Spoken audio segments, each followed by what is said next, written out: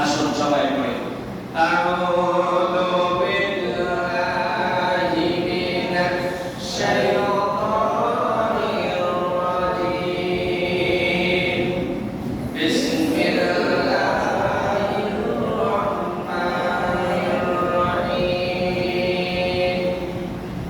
ইয়াউমা লা ইয়ানফা'ু মালুন ওয়ালা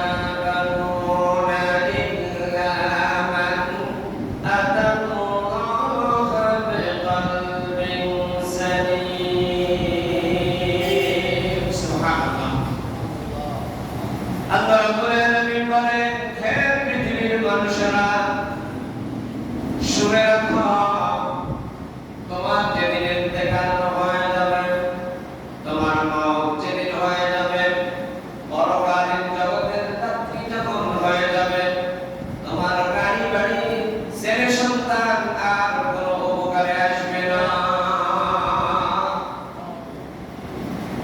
ইল্লা মান আতাল্লাহ বিকলবিন সালিম, তোমার উপকারে আসবে তোমার বিশুদ্ধ কলব।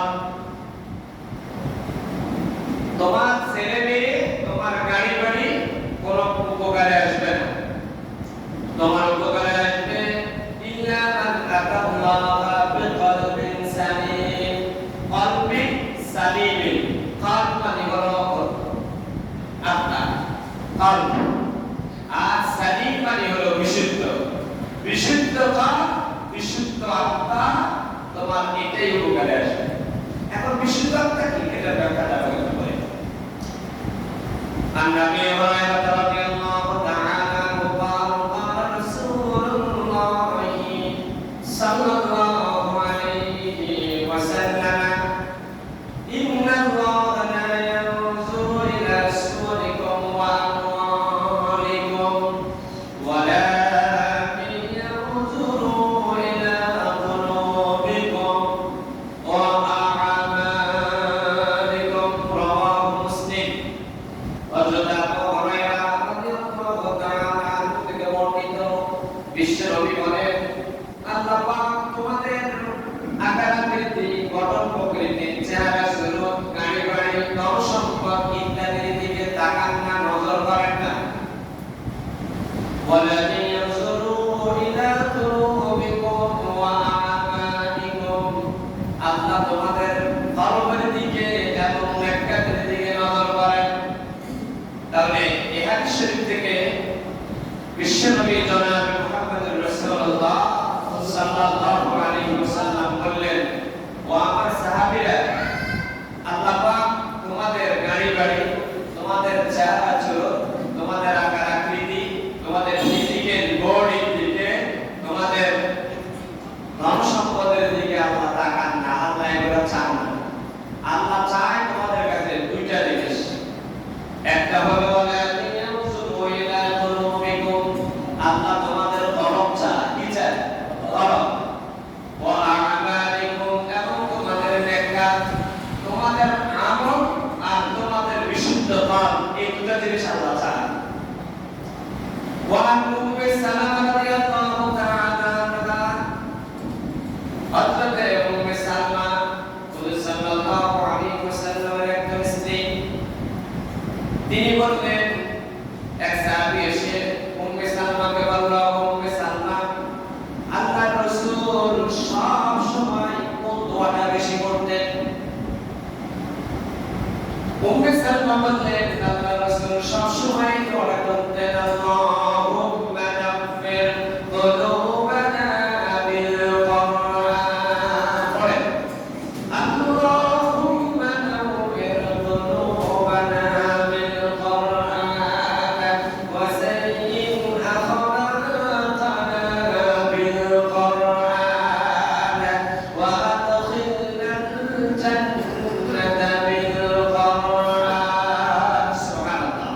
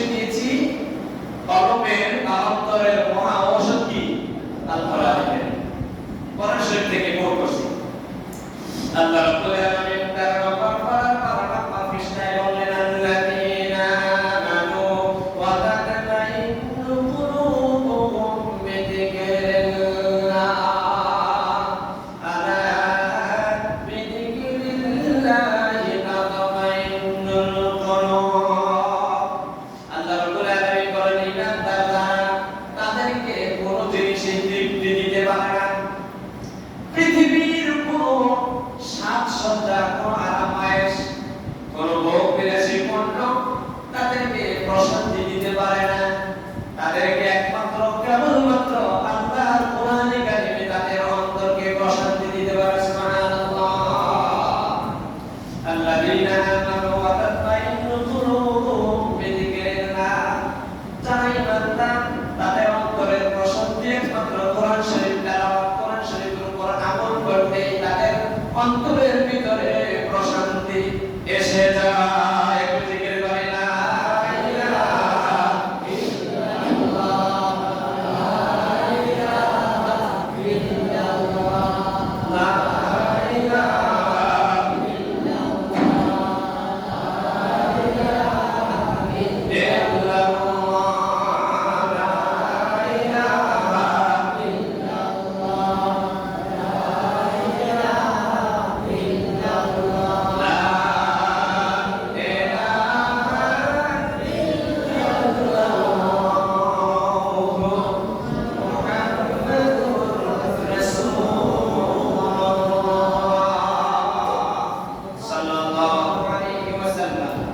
তাহলে বিশ্বনবী বলেছেন তোমরা যদি তোমাদের অন্তরকে বিশুদ্ধ করতে চাও তোমরা যদি তোমাদের কানকে বিশুদ্ধ করতে চাও বেশি বেশি কোরআন শরীফ পড়ো আর কোরআন শরীফের উপর আমল করো আমার আল্লাহ বলেন মুমিনদের অন্তরের প্রশান্তি কোনো জিনিস দিতে পারে না পৃথিবীর কোনো ভোগ্যপণ্য পৃথিবীর কোনো সামগ্রী পৃথিবীর গাড়ি বাড়ি ছেলেমেয়ে সব কিছু মুমিনের অন্তরের প্রশান্তি দিতে পারে না মুমিনের অন্তরের প্রশান্তি দিতে পারে কেবলমাত্র আল কোরআন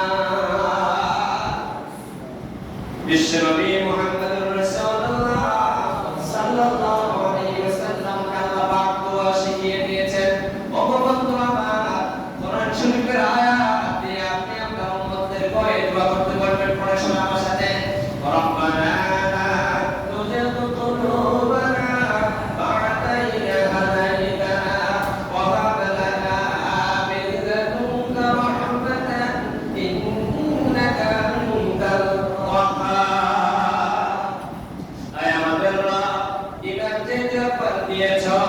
আমাদেরকে হেদায়েত দুর্বল রাখিও আমাদের কলমটাকে তুমি বিগড়ায় দিও না তোমরা বানায়া দিও না পড়ে বাবা রব্বানা লা তুযিগ কুলুবানা বা'দা ইয হাদাইতানা ওয়া হাব লানা মিন লাদুনকা রাহমাতান ইন্নাকা আনতাল ওয়াহ্হাব আয় আল্লাহ ঈমানের মতো মহান রহমত দিয়েছো অন্তরটাকে হেদায়েতের উপর রেখেছো মৃত্যুর আগ পর্যন্ত কোনদিন আমার অন্তরটাকে আর গোমরা বানায়া দিও না তাহলে অন্তরের মহা ঔষধ হলো কোরআন কারীম কোরআন শরীফ তেলাওয়াত করতে দেখবেন ভালো লাগবে আল্লাহ রাব্বুল আলামিন বলেন ইন্নাল মুমিনুনা আল্লাযীনা ইযা যুকিরাল্লাহু ওয়াজিলাত কুলুবুহুম ওয়া ইযা তুলিয়াত আলাইহিম আয়াতুহু যাদাতুহুম ঈমানান ওয়া আলা রাব্বিহিম ইয়াতাওয়াক্কালুন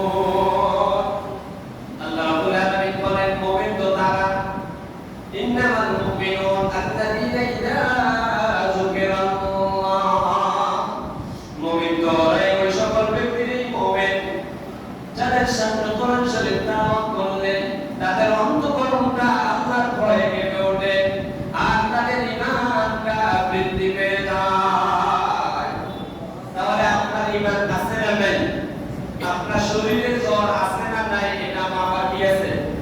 যন্ত্র আছে। আপনার শরীরে ডায়াবেটিস আছে কি নাই মাপার কি আছে? যন্ত্র আছে। তারপরে আপনার প্রেসার কম না বেশি, হাই প্রেসার না লো প্রেসার, এটা পরিমাপ করার কি আছে? যন্ত্র আছে। কিন্তু আপনার ঈমান আছে না নাই এটা মাপার কোনো যন্ত্র নাই, এটা মাপার যন্ত্র হলো কোরআন শরীফ। যখন আপনি কোরআন শরীফ তেলাওয়াত করলে আপনার কাছে ভালো লাগবে, তখন বুঝবেন যে আপনার ঈমান আছে। আল্লাহু আকবার। নামাজ পড়তে যখন দেখবেন আপনার কাছে ভালো লাগে, বুঝবেন যে আপনার ঈমান আছে। এতিম অসহায় গরিবকে সাহায্য করতে পারলে যখন দেখবেন আপনার কাছে ভালো লাগে, তখন বুঝবেন যে আপনার ঈমান আছে। আল্লাহু আকবার। বিশ্বনবী এসে বললেন, ইয়া রাসূলুল্লাহ, আমাদের ঈমান আছে কি না এটা বুঝবো কেমনে? হুজুর বললেন, ইযা সারাতকা হাসানাতুকা ওয়া সাআতকা সাইয়্যাতুকা ফাআনতা মুমিন। ইযা সারাতকা হাসানাতুকা, যখন ভালো কাজ করলে তোমার অন্তরে প্রশান্তি আসে। আল্লাহু আকবার। ঈমানের মহা ডাক্তার, মহা চিকিৎসক বিশ্বনবী, আর তিনি চিকিৎসা দিতেন কোরআন শরীফ দিয়ে। কলবের মহা ঔষধ হলো কোরআন শরীফ। তাহলে আল্লাহর রাসূল বললেন, ইযা সারাতকা হাসানাতুকা ওয়া সাআতকা সাইয়্যাতুকা, তুমি যখন কল্যাণ কোনো কাজ করবে, কোরআন শরীফ তেলাওয়াত করবে, নামাজ পড়বে, অসহায় দরিদ্র মানুষের পাশে দাঁড়াবে, মসজিদ মাদ্রাসার খেদমত করবে, মানুষদেরকে সালাম দিবে, এই সব নেক কাজগুলো করার পরে যখন তোমার অন্তরে প্রশান্তি আসে, তোমার কলবের ভিতরে আত্মতৃপ্তি আসে, তখন তুমি বুঝতে পারবে তোমার ঈমান বহাল আছে। আল্লাহু আকবার। ওয়া সাআতকা সাইয়্যাতুকা, আর যখন অন্যায় করার পরে, তারপরে অপরাধ করার পরে, খারাপ কাজ করার পরে, জালেমের জুলুম দেখার পরে, চুরি করার পরে, জেনা ব্যভিচার হইতে আছে সমাজে এটা দেখার পরে তোমার অন্তরে ঝটপট শুরু হয়ে গিয়েছে, অশান্তি শুরু হয়ে গিয়েছে, তখন তুমি বুঝবা তোমার ঈমানটা আছে। আল্লাহু আকবার। তাহলে তুমি যখন ভালো কাজ করলে অন্তরে প্রশান্তি আসবে, অপরাধ হয়ে গেলে, অপরাধ হতে দেখলে তোমার অন্তরে খারাপ লাগবে, তখন বুঝবা তোমার ঈমান আছে। কথা বুঝতে পারছেন? এরপরে বিশ্বনবী সাল্লাল্লাহু আলাইহি ওয়াসাল্লাম আরেকটি হাদিস শরীফে বললেন, ইদা আকা সাদরকা, যখন অন্যায় কাজ করার পরে তোমার অন্তরে দপদপি শুরু হয়ে যাবে, অন্তর কাঁপবে।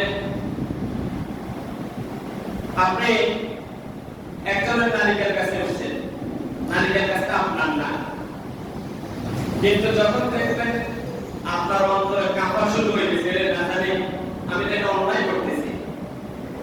আপনি একজনের ধন সম্পদ জোর করে খেতেছেন, যখন দেখবেন যে আপনার অন্তরে অশান্তি লাগে, তখন বুঝবেন আপনার ঈমান মজবুত আছে। আর যখন দেখবেন পরের সম্পদ লুণ্ঠন করে খাইলেন, জাল তৈরি করলেন, অন্যের পুকুরের মাছ ধরে খাইলেন, একটু আশ্বাস আসলে আপনার চেহারা শুরুতে আপনার গায়ে বড় পাঞ্জাবি থাকতে পারে, কিন্তু আল্লাহ রাসূলের হাদিস শরীফের প্যারামিটার অনুযায়ী আপনি ঈমানদার নন। কথা কি ক্লিয়ার? যখন আপনি অন্যের কলা গাছে হাত দিতে, অন্যের নারিকেল গাছে হাত দিতে, অন্যের সুপারি গাছে হাত দিতে, আপনার ভাইয়ের জমি, আপনার স্বাস্থ্য জায়গা ভাইয়ের জমি দলিল করে নিয়ে যেতে আপনার একটু বিন্দু মাত্র আপনার অন্তরে আশ্বাস আসলো না, তখন বুঝতে পারবেন আপনার ঈমান নেই। তখন আপনি আব্দুল করিম, আব্দুল রহিম, আব্দুল জলিল নামটা হতে পারে মুসলমানের, আসলে আপনি এখন টাকা বেঈমান। কার কথা? আল্লাহ রাসূলের কথা। আল্লাহ রাসূলের সাহাবায়ে কেরাম জিজ্ঞাসা করলেন, হুজুর আমরা তো মুমিন, এটা মাপার কোনো যন্ত্র আসেনি আপনার কাছে? হুজুর শর্টকাট বলে দিলেন, যখন ভালো কাজ করলে তোমার অন্তরে প্রশান্তি আসবে, অপরাধ করলে অন্তরে সবটুকু শুরু যাবে, অন্তরে অশান্তি লাগবে, তখন তুমি বুঝবে যে তোমার ঈমান আছে।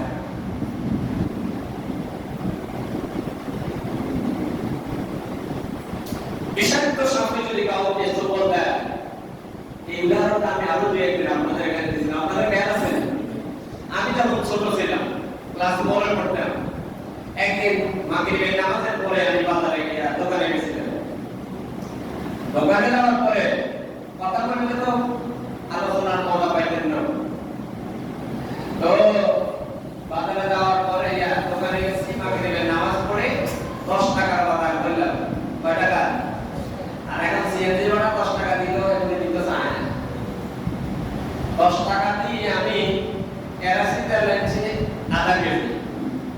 লবণ হচ্ছে 1 কেজি, ডিম হচ্ছে 2টা, আরো আটা না আমার ছিল, আটা না আমি গেছি।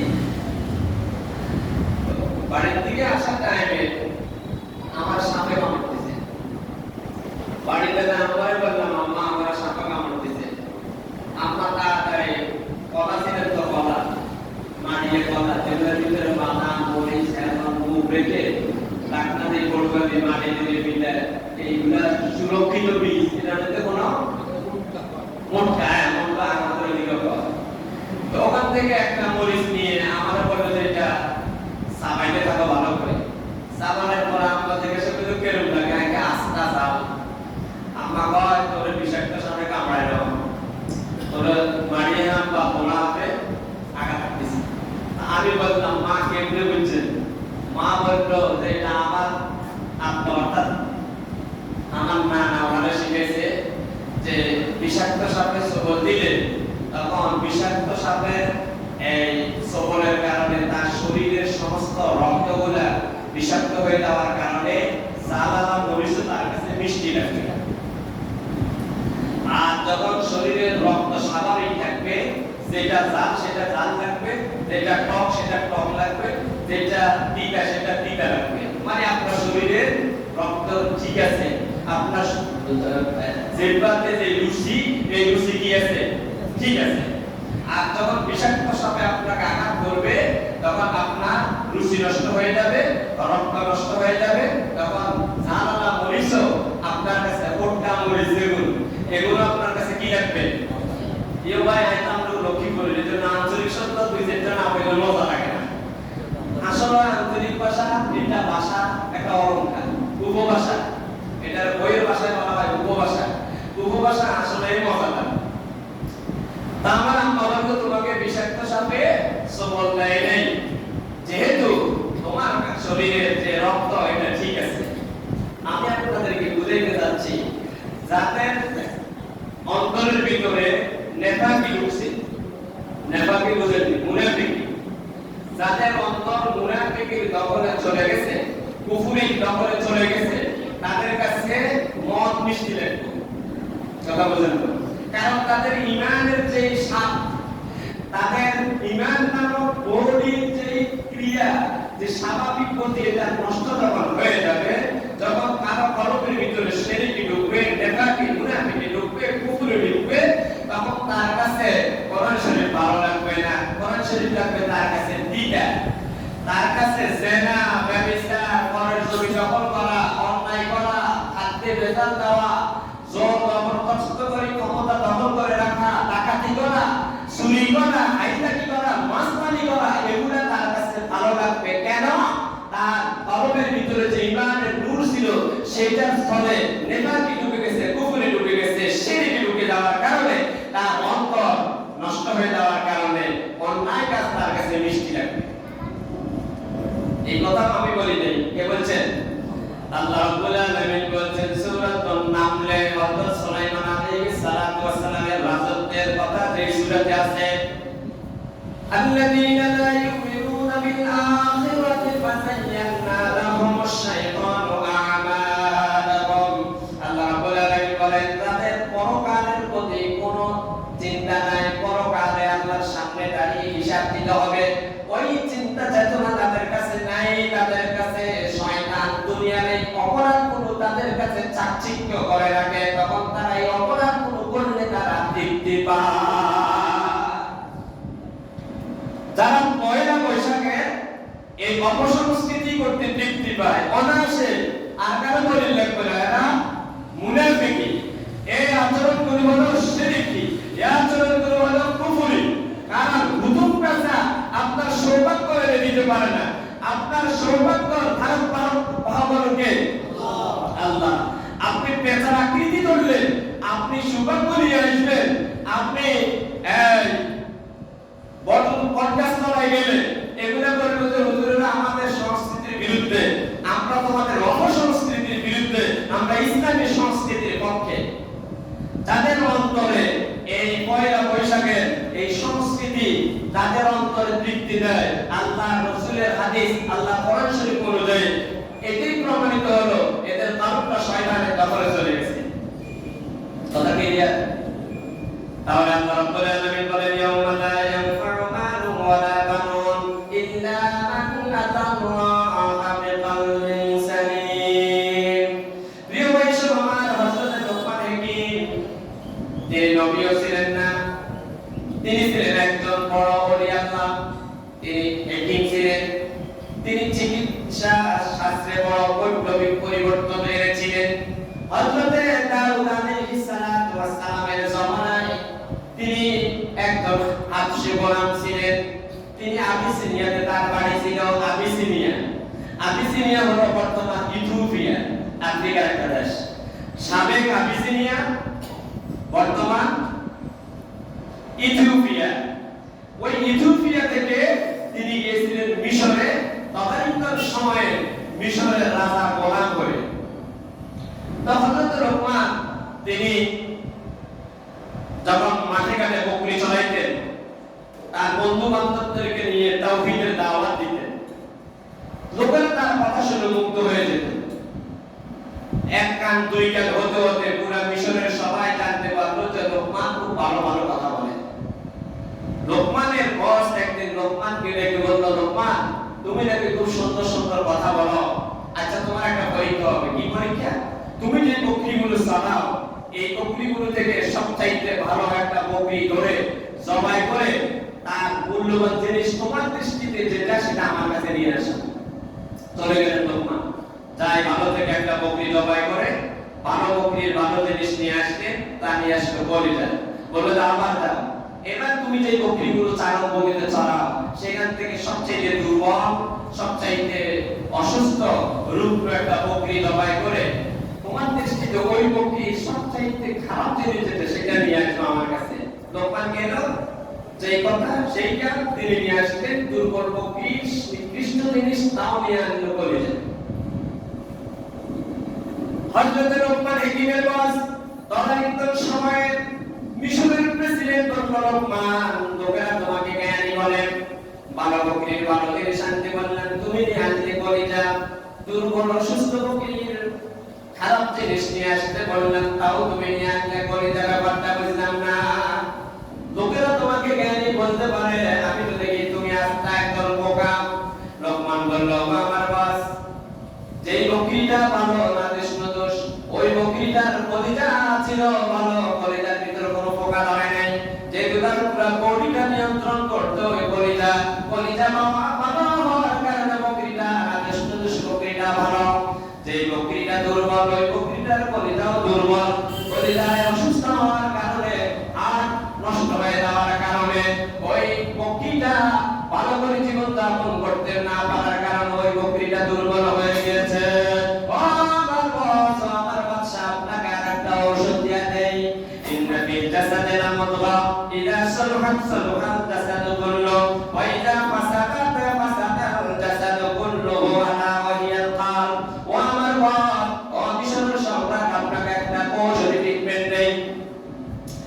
মানুষের বডির ভিতরে একটা কোষ্ঠের টুকরা আছে, ওই কোষ্ঠের টুকরাটা যদি ভালো হয়ে যায় তার পুরো বডিটা ভালো হয়ে যাবে।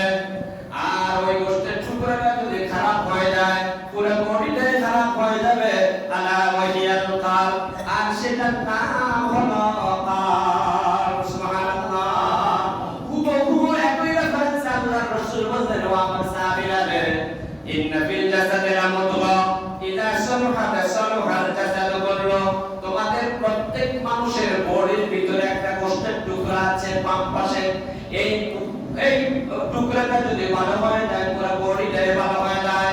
ওই টুকরাটা যদি খারাপ হয়ে যায় পুরো বডিটাই খারাপ হয়ে যাবে। না হিয়াল কাল, আর ওটা হলো মানুষের বডির ভিতরের কাল। সুবহানাল্লাহ। ও বাচ্চা, যে বকরিটা ভালো তার কলিজা ভালো, যে বকরিটা খারাপ হয়ে গেছে, অসুস্থ হয়ে গেছে, তার কলিজা রোগাক্রান্ত হওয়ার কারণে মানুষের বডির ভিতরে কলব যদি ভালো হয়ে যায়, বডি ভালো হয়ে থাকে। মানুষের কলব যদি নষ্ট হয়ে যায়, বডি নষ্ট হয়ে যায়। ও বাদশা, আমি আপনাকে বলি, সেই কলবটা তাওহীদ দিয়ে একত্ববাদের উপর লালিত পালিত হয়, এই মানুষগুলো আল্লাহওয়ালা হয়। যে কলবটা শয়তানের নিয়ন্ত্রণে চলে যায়, কুফরি শিরকের নিয়ন্ত্রণে চলে যায়, ওই বডিটা জাহান্নামী বডি হয়ে যায়।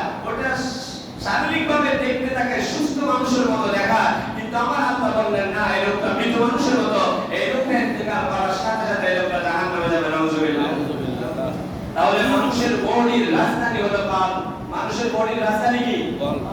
প্রত্যেকটি দেশের একটা রাজধানী থাকে। রাজধানী ভালো, পুরো দেশ ভালো। রাজধানীর আইন শৃঙ্খলা যদি ঠিক থাকে, পুরো দেশ শান্ত। রাজধানীতে সব অফিস আদালতের হেড অফিস থাকে। যেমন বাংলাদেশে যত ব্যাংক আছে সব ব্যাংক নিয়ন্ত্রণ করে কে? বাংলাদেশ ব্যাংক। স্বরাষ্ট্র মন্ত্রণালয় নিয়ন্ত্রণ করে কে? ঢাকা। সব অফিস আদালত নিয়ন্ত্রণ করে সচিবালয়। সব কিছু কোথায়? ঢাকা। আইন প্রণয়ন হয় পার্লামেন্টে, সেটা কোথায়? ঢাকা। স্থানীয় সরকার মন্ত্রণালয় আইন যেটা পার্লামেন্টে হয়, সেখান থেকে ইউনিয়ন, সেখান থেকে পৌরসভা, সেখান থেকে উপজেলা পর্যায়ে আসে। তাহলে হেড অফিস কোথায়? তাহলে ঢাকা মানা দেশ মানা, সব সেক্টরের হেড অফিস মানা, পুরো সেক্টর মানা। যেই সেক্টরের হেড অফিস দুর্নীতি মুক্ত, ওই সেক্টর দুর্নীতি মুক্ত। যেই সেক্টরের হেড অফিস দুর্নীতি যুক্ত, ওই সেক্টরের লোকাল পর্যায়ে সবটাই দুর্নীতিগ্রস্ত। কথা ঠিক কি না? যেই মানুষের কলমের ভিতরে শিরক ঢুকছে, নেফাক ঢুকছে, কুফর ঢুকছে, ওই মানুষটা আস্থা নষ্ট। সুতরাং তাদের কাছে ইয়াবা বিক্রি করতে ভালো লাগে, মানুষের জমি দখল করতে ভালো লাগে, তারপরে নাচ গান বেহায়াপনা ভালো লাগে, তারপরে আপনার জোর করে জবরদস্ত করে ক্ষমতা দখল করা ভালো লাগে, খাদ্যে ভেজাল দিতে ভালো লাগে, মানুষদেরকে বেহায়াপনা রাস্তা ছেড়ে দিতে ভালো লাগে, পয়লা বৈশাখের অপসংস্কৃতি দিয়ে দেশটাকে ধ্বংস করার জন্য ভালো লাগে। বুঝতে হবে এর উপর টাটকা শয়তান। তাদের কাছে পাঠ্যপুস্তকে ইসলাম থেকে সুলকানি আসে। ওই যে শাহরিয়ার কবিরের কাছে না মত একটা লম্বা লম্বা, এই জাতীয় শয়তানগুলো যারা মানুষদেরকে ভালো মুসলমান মানুষ বনিয়াদুল সেনা, এই সেনা বনিয়াদুলকে যারা বানরের জাতি বলে, বানরের জাতি বলতে তৃপ্তি পায়, এই লোকগুলো টাটকা নাস্তিক, এই লোকগুলো টাটকা মুনাফিক। এদেরকে মুসলমানদের ট্যাক্সের টাকা থেকে বেতন দেওয়া না যায়। এদেরকে এই দেশ থেকে পরিষ্কার করে, এদেরকে পাশে চলে বাইতুল মুকাররমের প্রকাশ্যে ব্লাসফেমি আইন করে, যারা এই দেশের ইসলামী সংস্কৃতিকে ভালো লাগে না, যাদের কাছে পয়লা বৈশাখের সংস্কৃতি ভালো লাগে, যাদের কাছে হুতুম পেশার রূপ ধারণ করতে ভালো লাগে, ওরা হলো এই দেশের কি? এরা হলো এই দেশের মানুষের বডিতে যেরকম ক্যান্সার আসলে বলে ক্যান্সার হ্যাজ নো অ্যান্সার, এরা হলো এই দেশের মুসলিম সংস্কৃতির জন্য, মুসলমানদের জন্য, কোরআন শরীফের সংস্কৃতির জন্য, হাদিস শরীফের সংস্কৃতির জন্য, ইসলামী সংস্কৃতির জন্য এরা হলো ক্যান্সার। ক্যান্সারের রোগীকে ওই বডি কেটে থেরাপি দিয়ে যেরকম তার বডিকে সেভ করতে হয়, এদেরকে থেরাপি দিলে বাংলাদেশে ইসলামী সংস্কৃতি সুস্থ হয়ে যাবে। এজন্য আমার আল্লাহ বললেন, তোমার ধনসম্পদ, তোমার গাড়ি বাড়ি কোনো কিছু কাজে আসবে না, ইল্লা মান আল্লাহ বিকলবিন সালিম। যে কলবে কোরআন শরীফ পড়তে ভালো লাগে, যে কলবে আল্লাহ রাসূলকে ভালো লাগে, সেই কলব নিয়ে যদি আমার কাছে আসতে পারো, তাহলে তোমার ওই কলবটাকে জান্নাতে যাওয়ার জন্য যথেষ্ট। ওয়াসলিবাতিল জান্নাতু লিল মুত্তাকিন। আল্লাহ পাক আমাদের সবাইকে বিশুদ্ধ কলব নিয়ে আমাদের কলবটাকে কোরআন শরীফের রঙে